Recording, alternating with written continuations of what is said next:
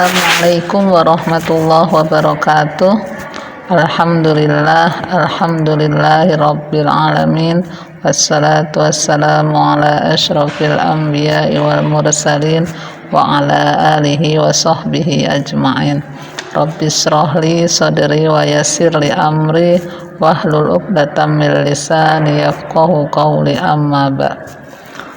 Pertama-tama sama-sama kita mengucapkan puji syukur kita kepada Allah Subhanahu wa ta'ala, yang mana Allah masih memberikan berbagai nikmatnya kepada kita sehingga kita dapat melaksanakan kegiatan kita setiap hari dengan baik. Salawat beriring salam kita hadiahkan kepada Rasulullah Sallallahu Alaihi Wasallam. Mudah-mudahan kita senantiasa berselawat kepadanya dan mendapat syafaatnya di yaumil mahsyar nanti. Amin ya rabbal alamin. Anak-anak ustazah yang dirahmati oleh Allah Subhanahu wa ta'ala, hari ini kembali kita masuk pada pelajaran pendidikan agama Islam dengan tema wawasan dunia Islam.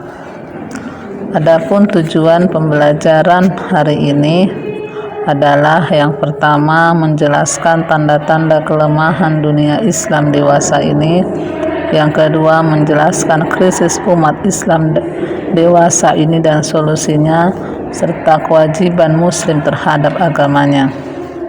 Anak-anak ustazah yang dirahmati oleh Allah Subhanahu wa ta'ala, yang pertama kita akan membahas kondisi umat Islam.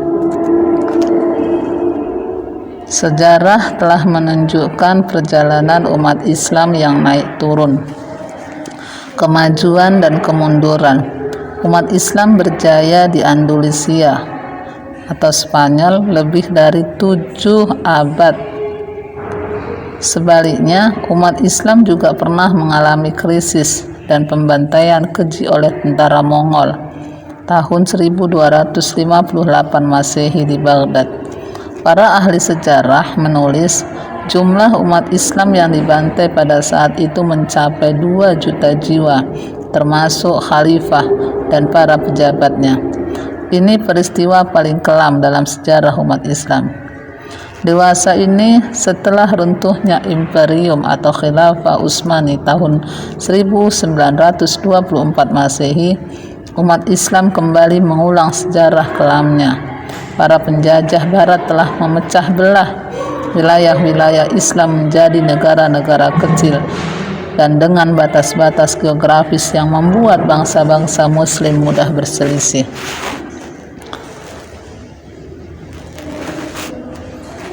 Di bawah ini ada beberapa contoh tentang aspek-aspek kelemahan dunia Islam dewasa ini. Yang pertama, politik. Negara-negara bangsa yang lahir setelah Perang Dunia II, khususnya negara-negara muslim, umumnya dilahirkan oleh kolonialisme barat. Negeri-negeri ini dirancang untuk mudah konflik dan suhu politiknya mudah panas. Hal ini telah menyebabkan umat Islam tidak dapat memikirkan langkah-langkah strategis yang maju karena sibuk dengan konflik yang berkepanjangan. Palestina, Afghanistan, Iran, Irak, Suriah, Afrika Tengah, dan beberapa negara muslim lainnya sampai hari ini masih terluka. Perang masih berkecamuk, ratusan ribu kaum muslimin mati sia-sia. Belum lagi bangsa-bangsa muslim terjajah hingga hari yang terlupakan seperti Uighur. Yang kedua, ekonomi dan kesejahteraan. Ekonomi umat Islam jauh tertinggal dibandingkan negara-negara barat. Kebanyakan negara-negara Islam adalah negara yang sedang berkembang dan terbelakang. Padahal negara-negara muslim umumnya mempunyai sumber daya alam yang besar, sistem ekonomi kapitalis yang dicirikan dengan riba telah merasuki sendi-sendi ekonomi umat, dan umat Islam terpaksa harus mengikutinya. Lembaga-lembaga ekonomi dunia seperti IMF Bank Dunia, dan lain-lain telah mendikte pergerakan ekonomi di dunia Islam. Akibatnya, krisis ekonomi dan keuangan menimpa sebagian besar dunia Islam. Yang ketiga, moral dan kebudayaan. Kebudayaan yang berkembang di tengah umat Islam adalah kebudayaan Barat. Pergaulan bebas, materialisme, model pakaian yang jauh dari norma-norma Islam, dan budaya permisif serba boleh telah menjadi karakter banyak generasi muda Islam. Mereka lebih banyak mengikuti selebriti lokal dan mancanegara daripada membaca kehidupan Nabi Muhammad SAW dan ulama-ulama yang soleh. Mereka lebih akrab dengan nama-nama pemain bola daripada para sahabat Nabi, dan mereka lebih memilih nonton konser band walaupun dengan tiket yang mahal dan berdesak-desakan daripada menghadiri kajian-kajian Islam. Rasulullah SAW bersabda, kalian akan mengikuti model perjalanan orang-orang sebelum kalian, sejengkal demi sejengkal dan sehasta demi sehasta, sehingga walaupun mereka masuk lubang biawak, kalian akan mengikutinya. Sahabat bertanya, wahai Rasulullah, apakah mereka Yahudi dan Nasrani? Rasulullah menjawab, siapa lagi? Hadis Bukhari. Yang keempat adalah pendidikan. Pendidikan menentukan masa depan sebuah bangsa. Keterbelakangan pendidikan akan berimbas pada lemahnya sumber daya manusia, padahal merekalah yang akan mengisi posisi-posisi strategis dan menentukan kebijakan negara. Selama beberapa dekade, krisis ekonomi telah menyebabkan banyak generasi muda muslim putus sekolah. Sementara orang-orang yang mampu meneruskan pendidikannya tidak dibarengi dengan pendidikan agama dan akhlak. Masyarakat yang berpendidikan rendah jelas tidak akan bisa memajukan negaranya.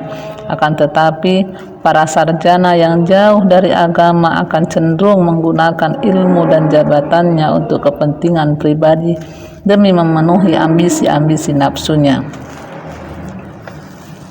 Selain itu, corak pendidikan di negara-negara muslim cenderung sekuler dan liberal. Kecenderungan inilah yang telah merusak ilmu dalam pendidikan Islam, sehingga ilmu pengetahuan menjadi ateistik, materialistik, dan membuat umat Islam semakin jauh dari agamanya. Adapun penyebab kelemahan dunia Islam. Yang pertama, umat Islam jauh dari agamanya. Penyebab utama kejatuhan umat Islam dalam sejarah adalah karena umat meninggalkan ajaran agama dan tenggelam dalam kenikmatan dunia. Jika hal itu terjadi dengan para pemimpin, elit, umat, kelas menengah, serta masyarakat umum, kehancuran tidak bisa dihindari. Karena itu, kembali kepada ajaran Islam dan berpegang teguh pada ajaran Al-Quran dan Sunnah merupakan kunci kejayaan umat.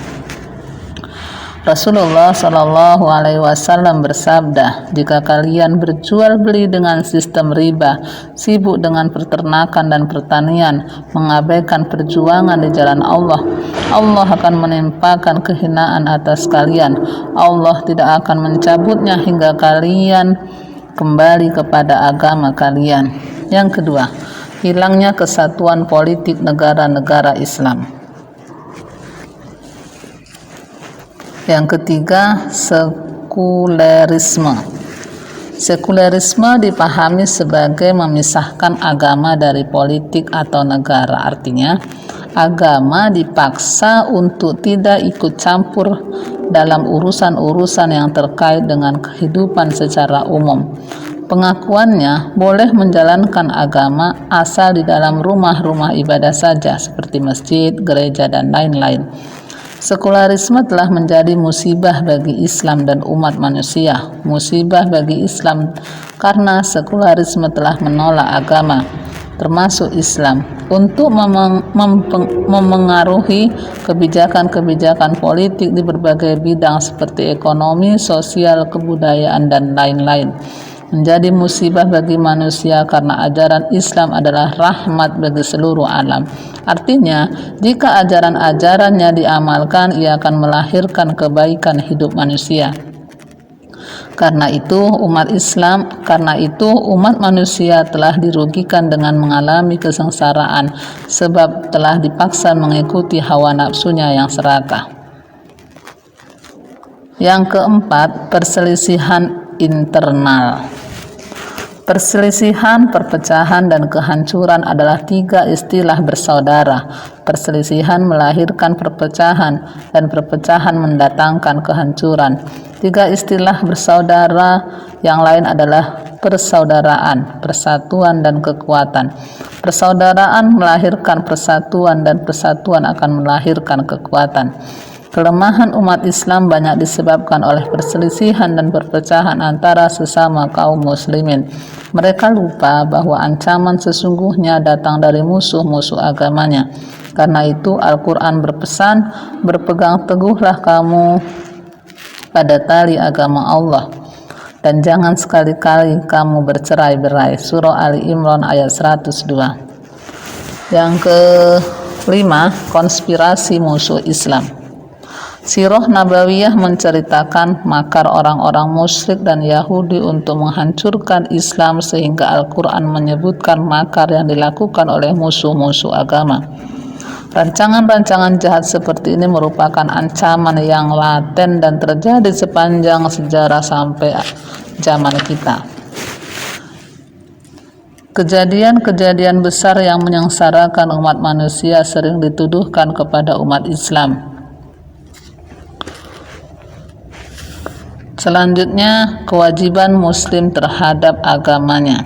Yang pertama, yakin dengan masa depan Islam.